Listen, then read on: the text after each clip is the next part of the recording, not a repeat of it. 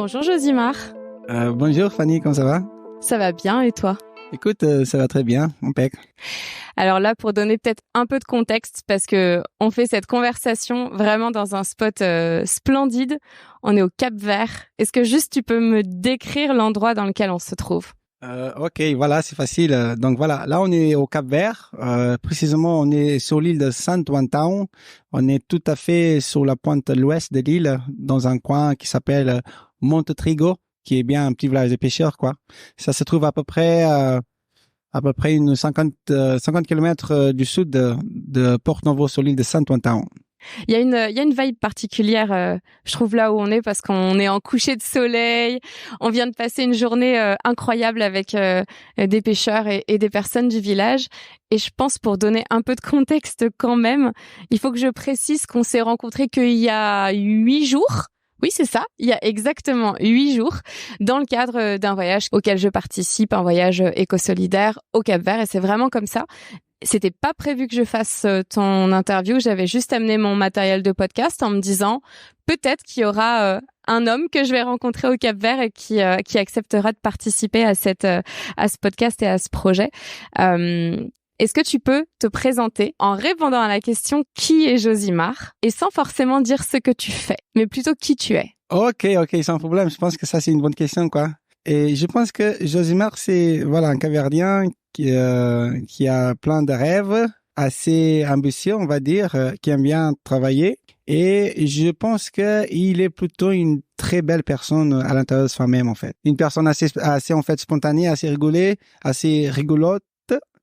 Et une personne qui aime bien être en contact avec les gens et savoir ce que les gens pensent, ce qu'ils cherchent, et être un peu à la tchatch, quoi. Il l'aime bien, je pense. Est-ce que t'as toujours été comme ça? Genre, avec un contact facile avec les gens, avec la capacité d'écouter ce dont ils ont besoin sans même qu'ils te le disent, d'être prévenant sans être lourd. Tu sais, plein de fois on a rigolé où je disais « Oh, mais je t'ai pas entendu arriver, j'entendais pas ton énergie arriver ».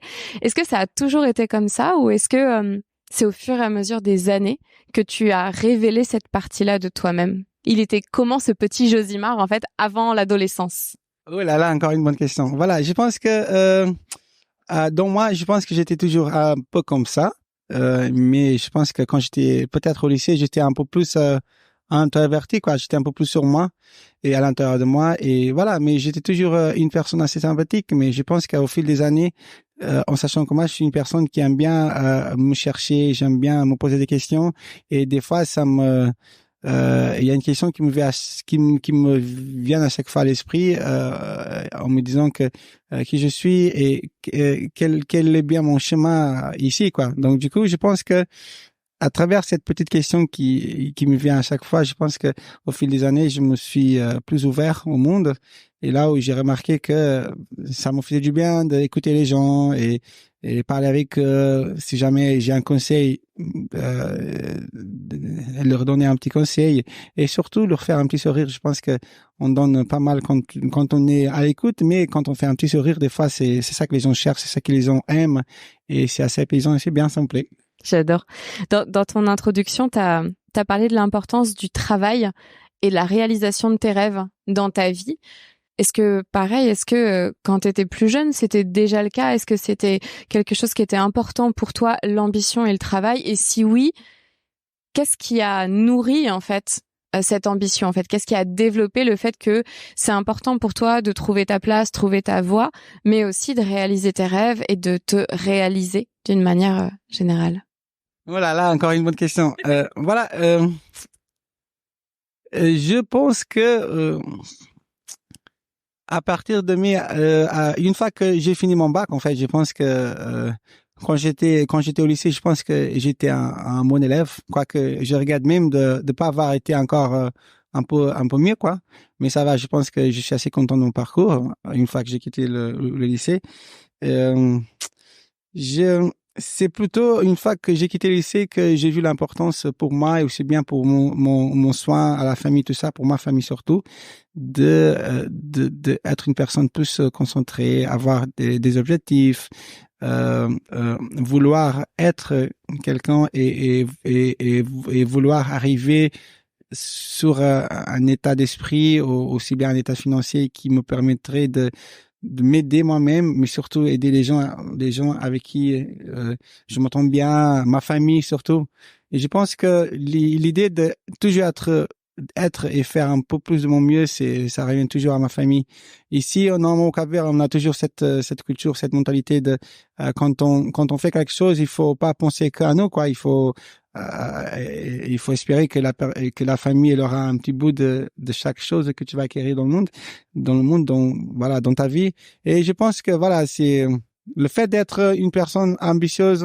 Ça a toujours un lien avec ma famille, quoi, parce que j'ai toujours voulu, je veux toujours avoir un rôle très important et je veux toujours acquérir des choses, mais ça c'est pas forcément pour moi en fait, c'est pour pouvoir faciliter et pouvoir voilà, donner les gens que j'aime bien pour le voir bien. Moi, je pense que de mon côté à moi, ça me va bien si j'ai une bonne dose de connaissances, parce que je pense que la connaissance après elle crée, elle attire plein d'autres choses, et tout ce que je vais sûrement acquérir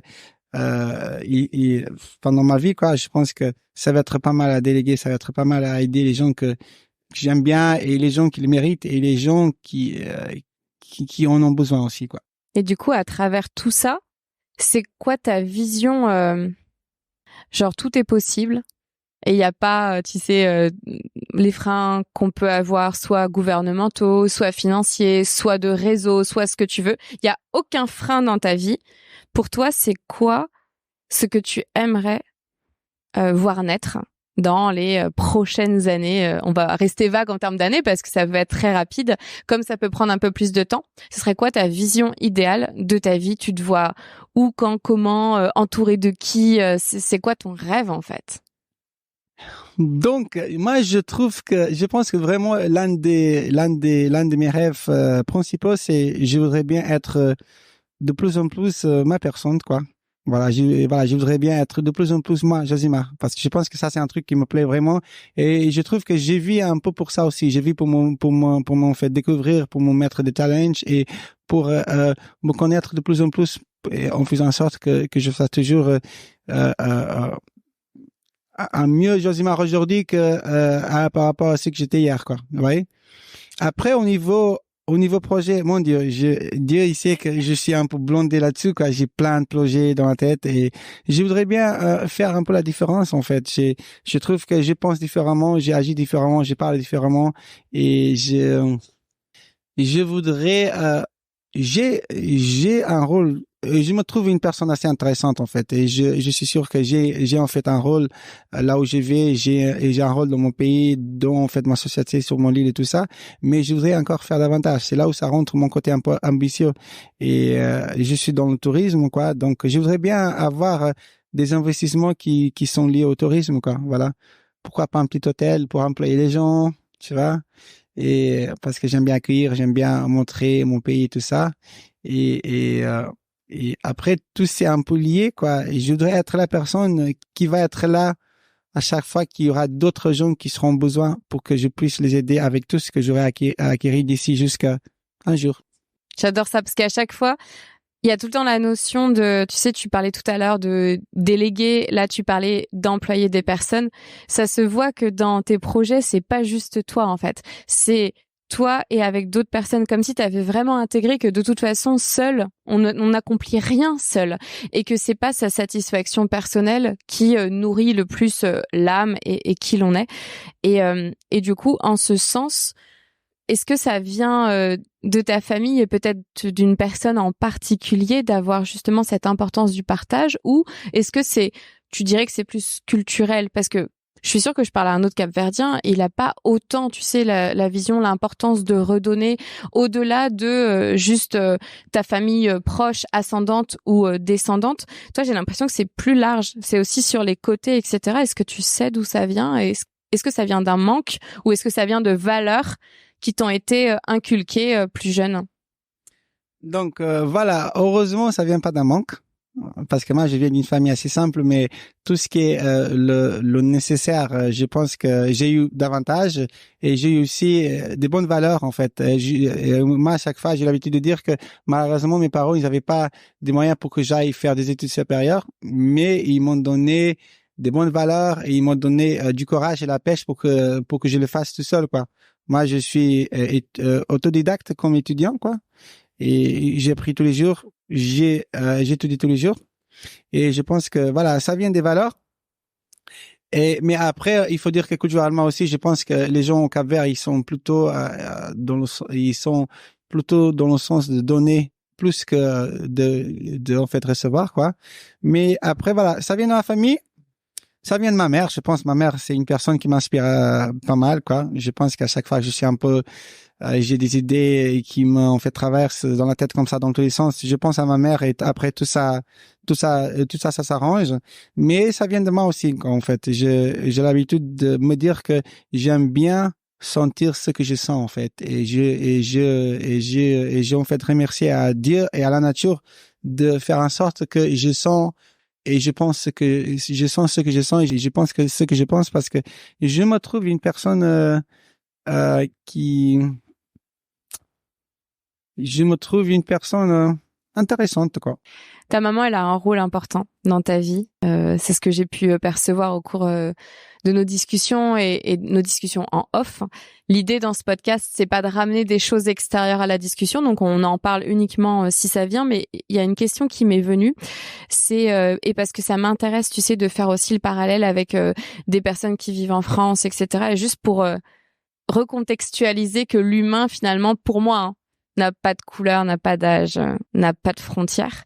Mais ça m'intéresse d'avoir ton point de vue d'homme capverdien sur les relations, parce que comme tu le sais, c'est un sujet qui, moi, me touche beaucoup. Et est-ce que tu as pu voir l'impact de ta relation avec ta mère sur ta relation avec les femmes?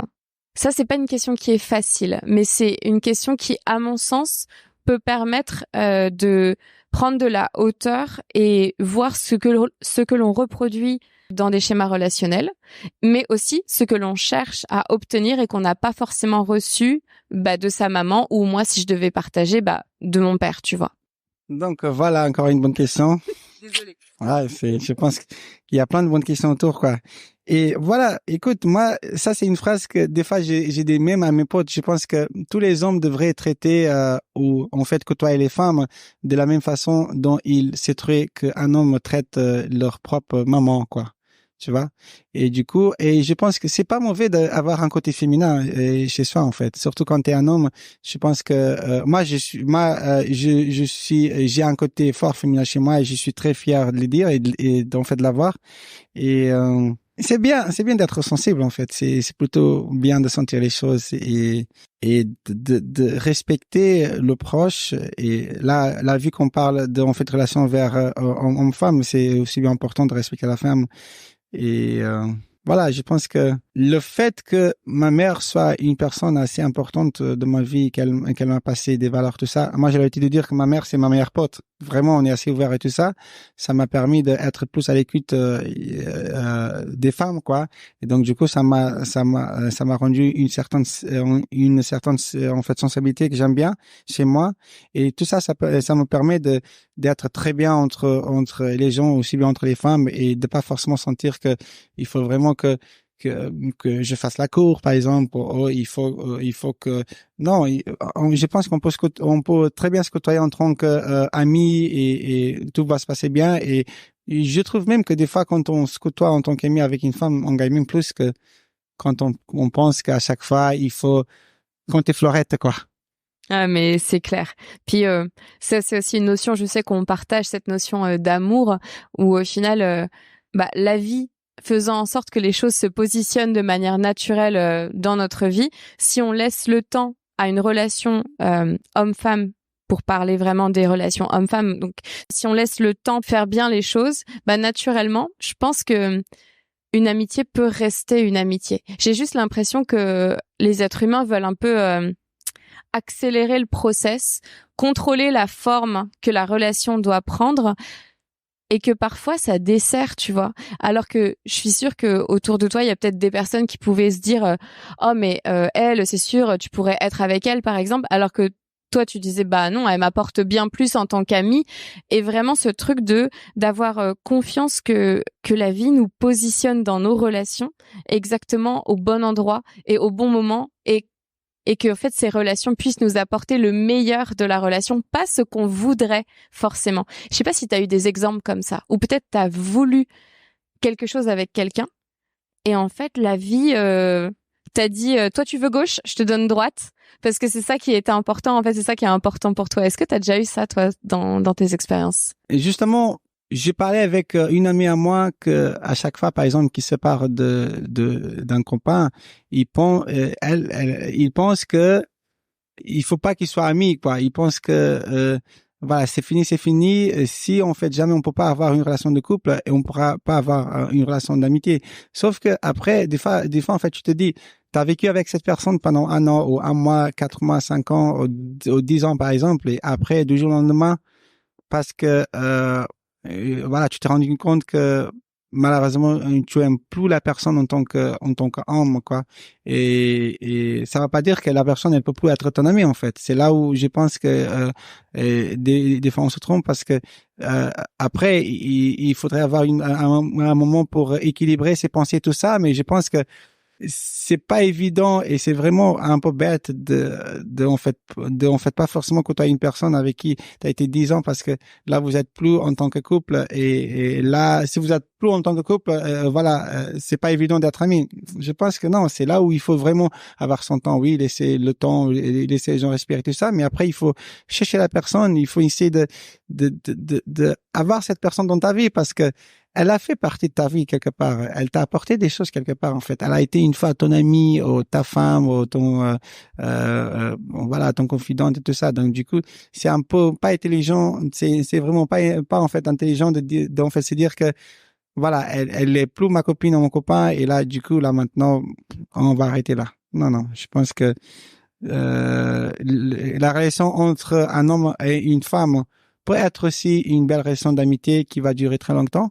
Et après, moi, à chaque fois, j'ai l'habitude de dire que quand je suis amoureux d'une femme, il faut qu'elle soit d'abord mon amie, quoi.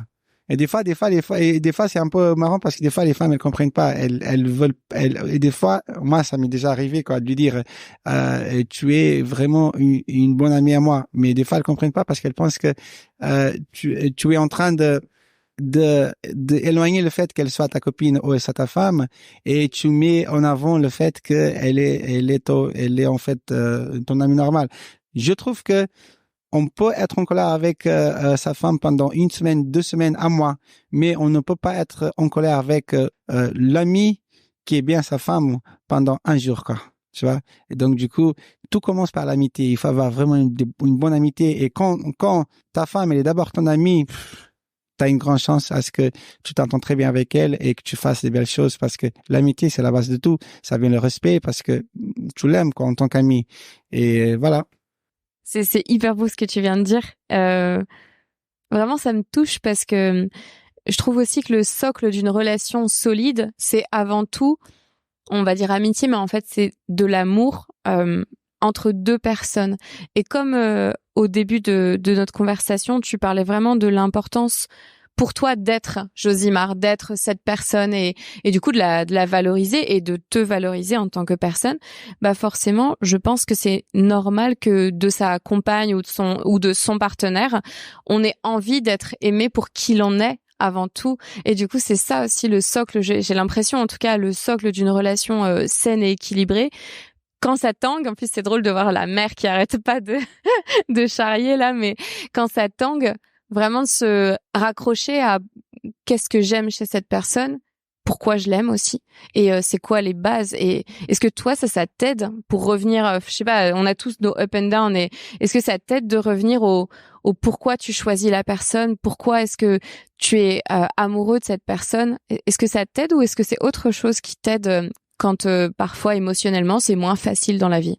Ok, donc je pense que c'est important au bout d'un moment de se en fait demander pourquoi tu aimes la personne en fait, parce que des fois tu as une tendance à aimer une personne qui te ressemble, mais même en sachant que la personne elle peut avoir l'air d'être vraiment l'opposé de ce que tu es, mais après il y a des petites choses, il y a des petites valeurs de base, il y a des choses vraiment bêtes en fait. Voilà, je dirais que si on fait vraiment attention, la personne, elle a les mêmes critères que toi, elle a la même pensée que toi, elle est sur la même voie que toi.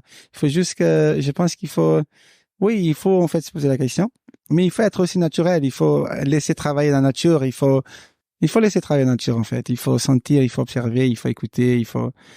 Après, c'est chouette quand tu trouves que la personne, elle a vraiment des qualités, elle a des choses que t'aimes bien et elle a des choses que t'aimes moi, mais tu pourrais faire en sorte que elle s'améliore parce que une relation à deux, j'ai l'habitude de dire quand tu fais un plus un, c'est jamais moins un en fait, c'est deux.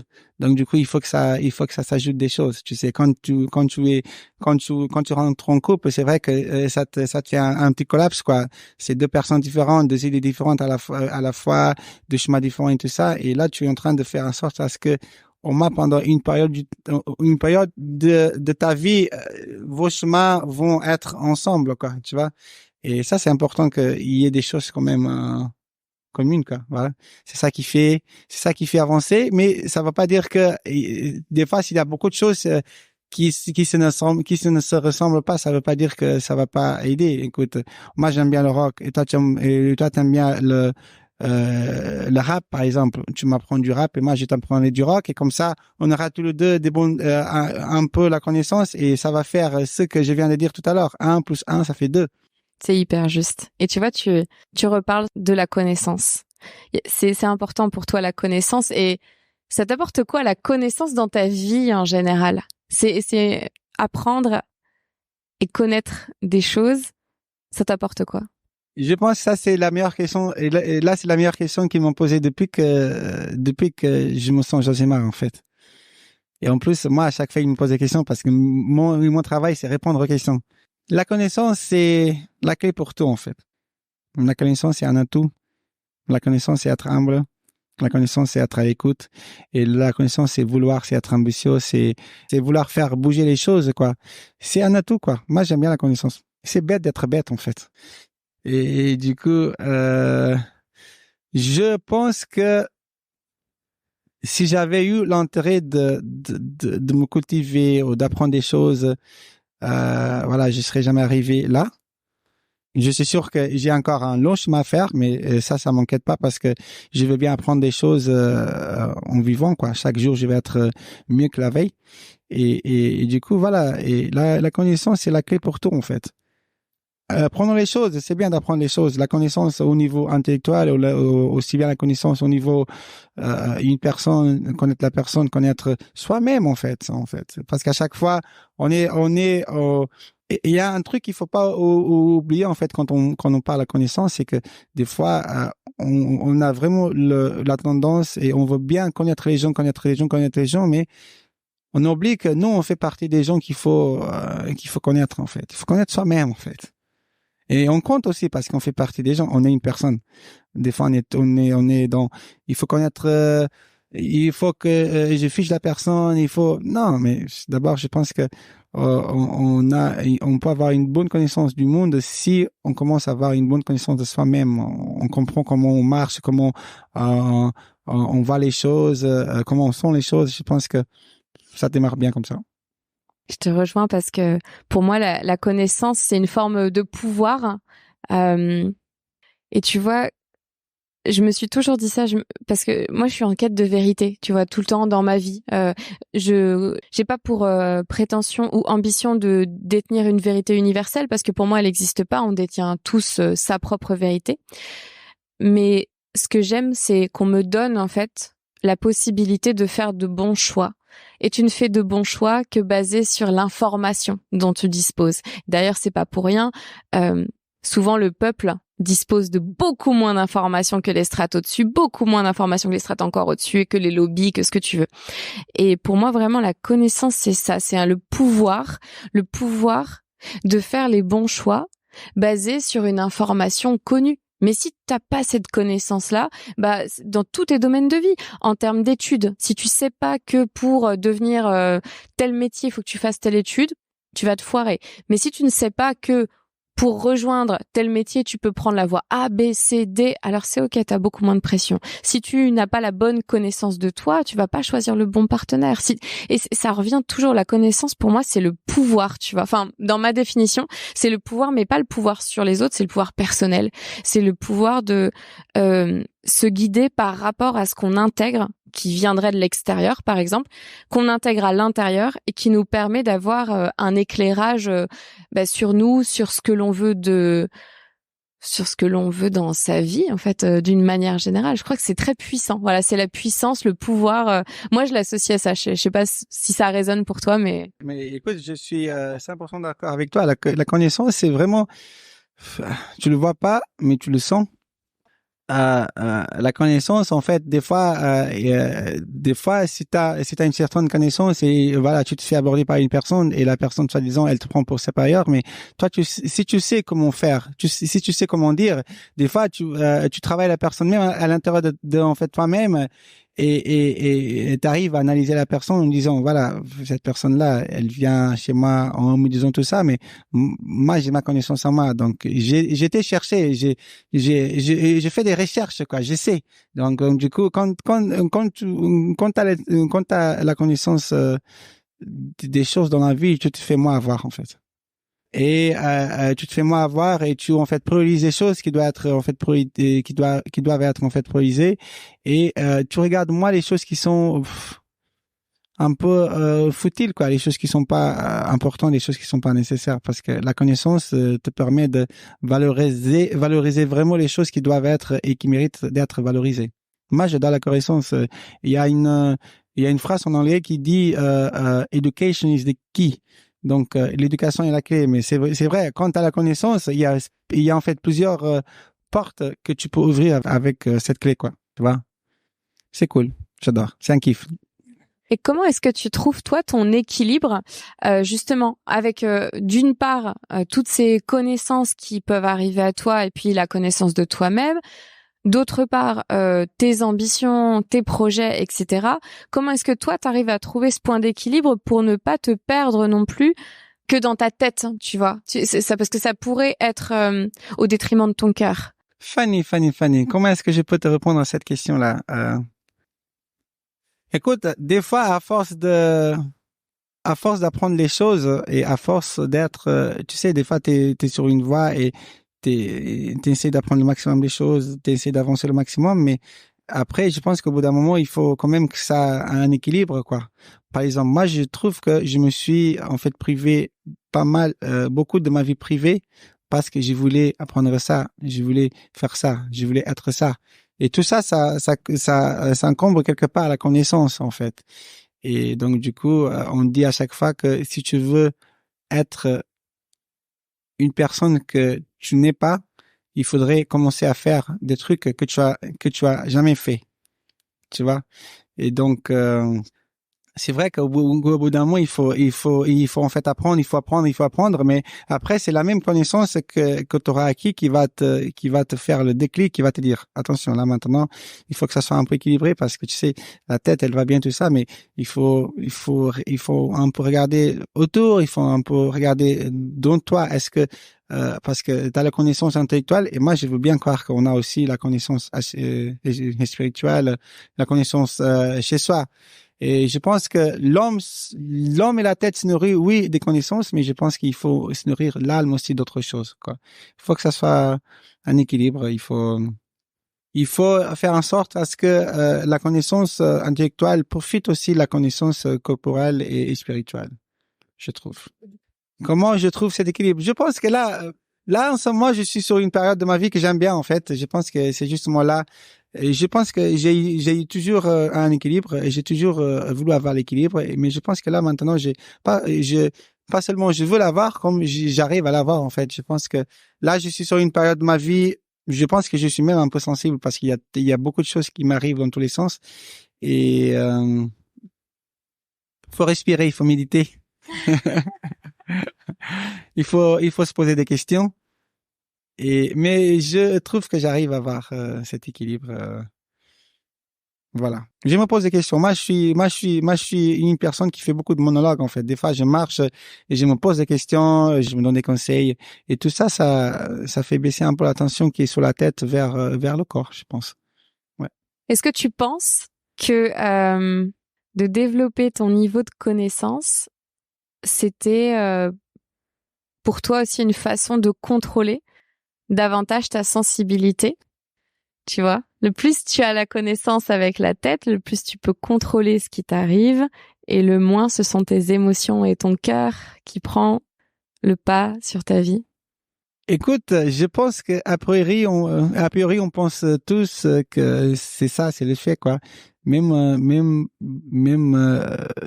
pense que même en sachant que des fois on se fait avoir parce que même si tu as une bonne connaissance de tout, si tu es une personne assez bien travaillée et si tu travailles toi-même sur plein de choses, parce que je pense que quand tu vis, il faut que tu vois tes points forts pour que ça soit toujours fort ou même encore plus fort, et tes points faibles, il faut toujours essayer de les en fait renforcer. Mais je trouve que même des fois quand tu trouves que tu connais beaucoup, tu as eu beaucoup d'expérience et tout ça, il y a toujours une nouvelle chose, il y a toujours un nouveau voilà, une nouvelle idée, il y a toujours un obstacle qui te remet en cause. Et c'est quand même bien parce que quand c'est nouveau, ça veut dire que tu vas encore apprendre une chose et tu vas encore apprendre un truc et ça va faire partie encore de tes connaissances quelque part. Mais des fois, on se fait avoir quand même. Là, il y a une anecdote. Des fois, on se fait avoir, mais c'est bien de se faire avoir. En fait, je pense des fois, l'être humain, il est tellement dans le fait d'être bien et tout ça, il se rend pas compte que c'est bien d'être bien, mais c'est bien de se tromper, c'est bien de se faire avoir, c'est bien des fois de dire un truc dont tu regrettes parce que tout ça, ça te fait après, ça te fait après améliorer en tant que personne, en fait. Voilà. Genre, par exemple, avant, il disait que, par exemple, il y avait des qualités qui étaient un peu moins bien chez l'habitant, chez l'être humain. Par exemple, il fallait pas être paresseux, il fallait pas bien s'habiller. Donc, moi, je pense qu'une bonne dose de paressesse, non? Et je pense que une bonne dose de paressesse, quand on sait que on a bien travaillé, on a bien fait les choses, et si on glande un petit peu, je pense pas que ça soit une mauvaise idée, en fait. On mérite d'être un peu paresseux quand tu travailles beaucoup, quand tu es une personne assez concentrée. Je pense que c'est un peu le bonus que tu te donnes à ton corps. Ok. Moi, j'entends que ta tête, elle veut pas beaucoup laisser ton cœur ce soir, parce que ça fait parce que ça fait 2 fois que je pose des questions qui ont plus un lien avec le cœur et la tête veut prendre le dessus, la tête veut contrôler. Le contrôle, il prend quelle place dans ta vie, Josimar? Je trouve que c'est quand même bien d'avoir un pouvoir sur les choses, hein. C'est bien quand tu trouves que tu as un pouvoir sur les choses, peut-être tu le fais mieux. Après, je suis pas contre le feeling de pas justement avoir le pouvoir sur certaines choses. Parce que je pense qu'on est des êtres humains, on n'est pas des robots. Donc, il faut qu'on se permette de réussir. Et il faut avoir aussi l'idée que quand on va pas réussir, il faut accepter.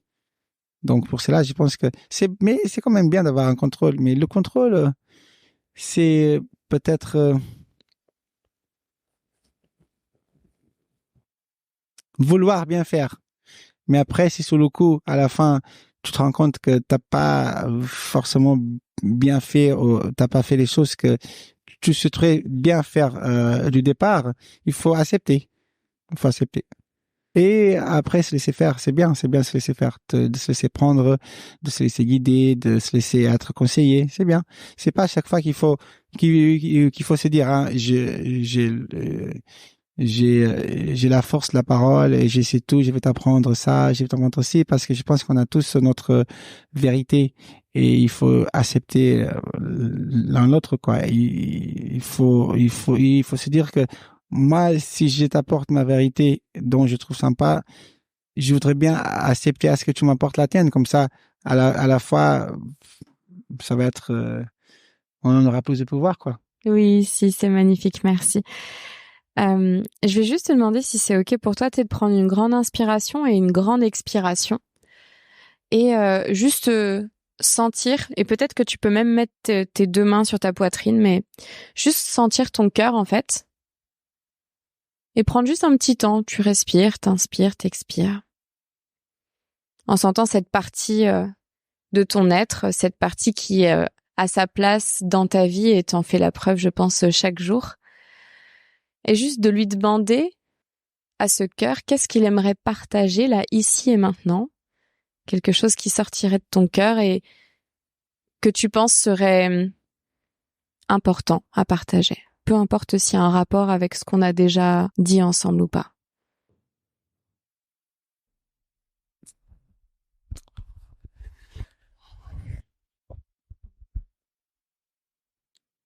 Je pense que c'est venu comme ça à mon esprit, hein.